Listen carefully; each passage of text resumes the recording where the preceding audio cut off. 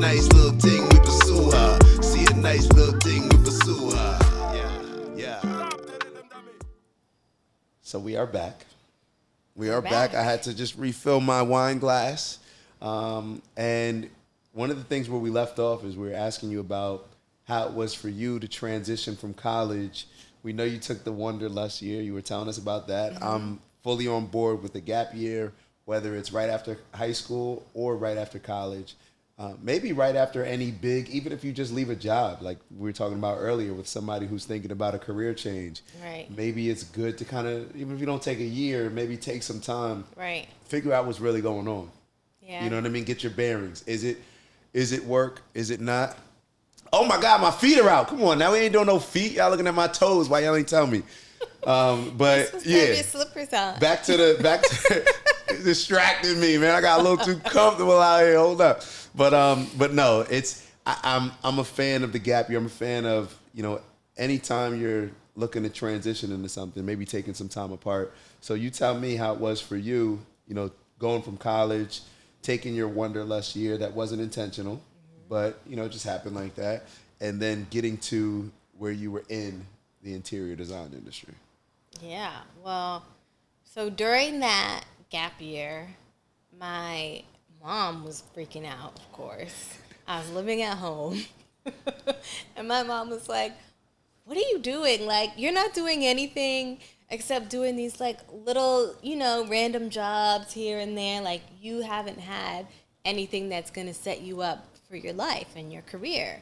So she gave me two options. She was like, you either have to I think it was like in 2 or 3 months, I had to either decide to go back to school or I was going to actually get a real job somewhere, like a real career path job that was going to set me up. Mm-hmm. And so I told her that I was still thinking about interior design because at one point when I was studying my undergrad, I was thinking about leaving there and going to design school. And then really none of my credits transferred. And I was like, I don't want to, I was already like 2 years into school at that point. And I was like, I don't want to do all that. I'm just going to, do interior design as a hobby or something. Right. And so interior design came back up during this time. And I told her that. And she looked like she almost wanted to pass out. In excitement? She was excited? Like, my daughter's about to go into interior design? No, she was like, what? Like, where did this even come from? I thought we were, over I it paid past all this. Like, this is not a degree, thing. Like, you already did all this. Uh-huh. Like, when she said go back to school, she meant, like, for a master's or something. Not, like, to go and start over. So after she, like, had a moment to sit with it, she was like, okay, well, she told me about, at the time, well, she still is now, working at UCLA at the hospital there. She's a nurse. So she was like, UCLA has this program for people who either want to transition into a different career path or something like that, right? So they have this really great interior design program that somebody was telling me about. So why don't you sign up for that and take some classes and see if you're even interested. She just wanted me to do something, right? So I signed up, and immediately the first week I just fell in love with it. I was like, yep, this is it. This is where I'm supposed to be. This is what I'm supposed to do. And from there, I think the program took me like 2 or 2.5 years. Wow. That's a commitment. Yeah. That's a commitment. But it didn't feel like school, to where, like, when I was in undergrad and studying sociology, like, all that felt like school. It was fun, right, when I wasn't doing school, but when I was in school, it felt like school. There was a lot of work to do. When I was studying, my degree is in interior architecture, which is part interior design, but also part of, like, the architecture of the interior of the space. So it was just fun. Like, I was learning all these, like, I didn't know how to draw, but I learned how to draw. I learned how to, draw plans by hand and on the computer, and what color theory meant, and, how the art history of design and architecture. And I learned all these really cool things, and I was just, like, soaking it all up, like a kid in a candy store. Not a lot of people get that feeling. Yeah. So for you to kind of have it, and it was early instant. Yeah. It was instant. And it took the wanderlust year. It took you really sitting in it. But it also took credit to your mom, her saying Right. like, yo, either you're going to do this or you're going to do She's that. like, You go know do what I mean? something. Sometimes we need that though. Right. Sometimes we need that. I It needed forces that us to tough kind of, love, somebody to just tell me like, just go for it. yeah. Because as soon as she said it, I brought up interior design. It wasn't like a thing like a week later. I was like, okay, Wow. maybe I want to do this. It was like I knew as soon as she asked me that question. Do you send half of your salary home to your mom because I think you owe it to her? I send love home to my mom. Some love, all right. Yeah. So we'll talk, maybe. No, but and we were talking about that explains your transition out of it. We already talked about how somebody who may be thinking about a career path, whatever it may be in, Right. can kind of take that step back, understand like just because you're not liking life right now, and you're connecting that with, oh, I just don't like my job right now. It may not be the job. Or even if it is the job, you want to at least be clear on whatever your next step is, so therefore you're not in the same position going through that same cycle. Right. For people that are transitioning or thinking about that, I think it's going to be attractive to them because it comes across as so rewarding to you.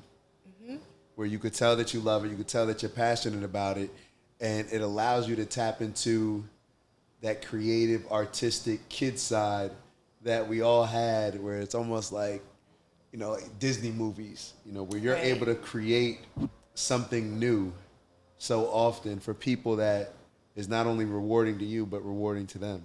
Right. So that's a unique, do you feel that that you're in a unique industry that allows you to feel that way and to Yeah. provide that to other people? Yeah, I mean, I feel, first and foremost, I feel honored for anybody who wants to hire me and come to me to design their space for them. Because like we talked about, that's something that's really intimate. It's an investment, right? Interior design is not cheap. And it's something to where we really spend a lot of time together, a lot of time getting to know each other, sometimes in a short amount of time, sometimes for a year or more. I have some clients who we have those like long-lasting relationships. They never stop calling me for, little things here and there. Maybe they're moving, maybe they need something at, another property. And so if it's done right, and if we really connect in that way, the clients will repeat and keep coming, Right. and then referrals, and that's how a lot of my clientele base is built. It's a lot of word of mouth and repeat clients. That means you have an amazing product. When you can just, that was going to be my next question.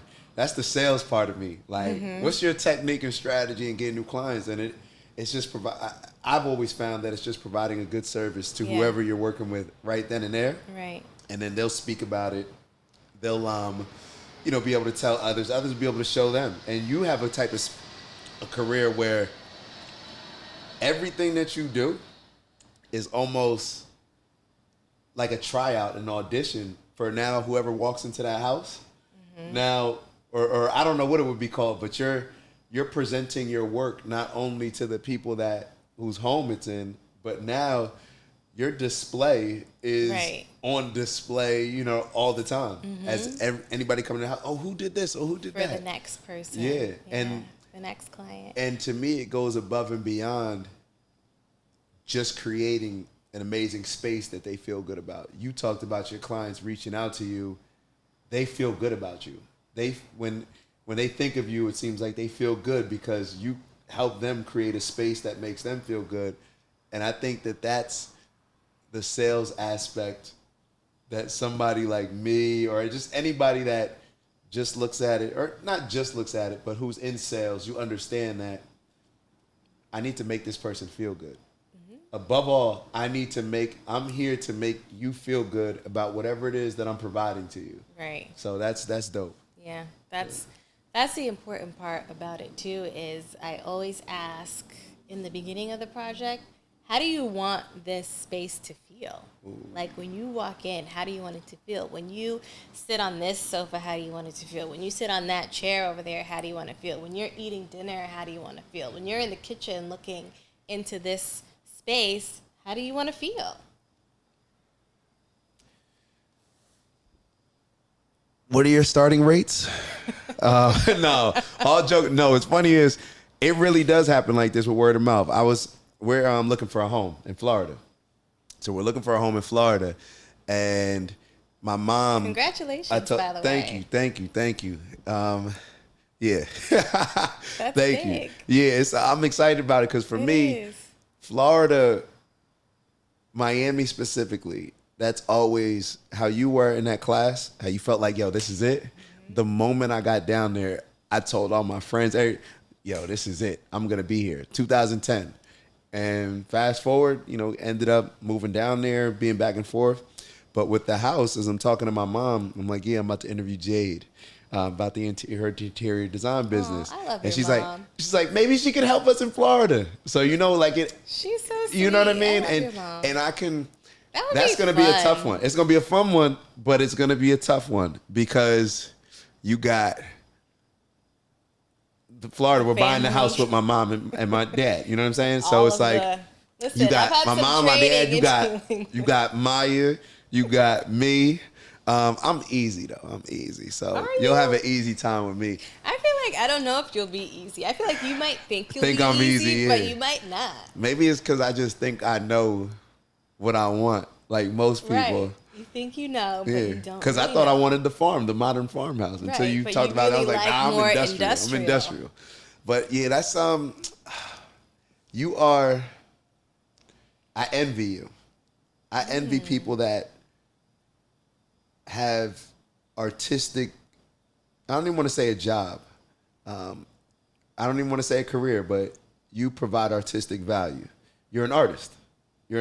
And is that something that you feel? Like, do you feel, I know sometimes we think, oh, you got to be a painter or poet. You're an artist, and every home that you walk into, from the moment you walk in there, you're observing like your canvas. Some things, we could leave that there, but, which do you prefer, I guess I should ask? Do you prefer do whatever you want, like we're starting all over and then this is a new home? Or do you prefer, hey, this is where we are now, and we don't like this, we want to go to, which do you prefer? Do you prefer the blank canvas or something that you got to put a little white out on or something? I mean, the blank canvas is fun just because it is a blank canvas and I can really imagine and create pretty much anything with someone who already has stuff or who already lives in a place. Like I've had clients who have, lived in their house for 20 years and they have 20 years worth of things and memories, and it's hard for them to let go of certain things. So in that aspect, it can be more challenging, right?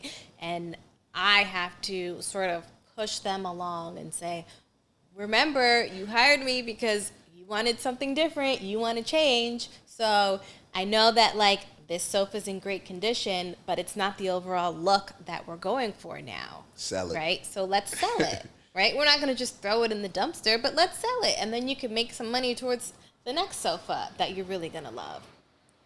How often would you recommend that people not necessarily even change their space, but think about changing their space? Like, is this something, I know a lot of people do like New Year's, where it's like, hold on, I got to start off new. I want this different. I want that different. And I think that's a good investment to make because it keeps things fresh. Right. And it kind of re-energizes you in some ways. I think 5 years is a good mark. 5 years. Just to start thinking about refreshing things, whether it's just, changing up some pillows and accessories or maybe painting the walls a different color. When I design, I like to have, the staple pieces stay pretty neutral so that they can last through different cycles, right, of design and where you are in your life and how you want your space to feel in that time. And then if 5 years from now you say, okay, I like the black sofa with the black pillows, but, now I want to change it up a little bit. Maybe I want some white pillows, or maybe I want something with a pattern on it. Those are things that are easy to change and that you can still keep your black sofa that you have now, but you can switch it up and, refresh.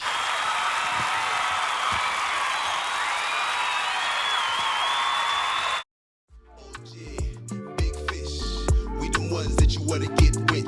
Took a couple L's, rung a couple bells. Real ones, too legit for coin seller. Straight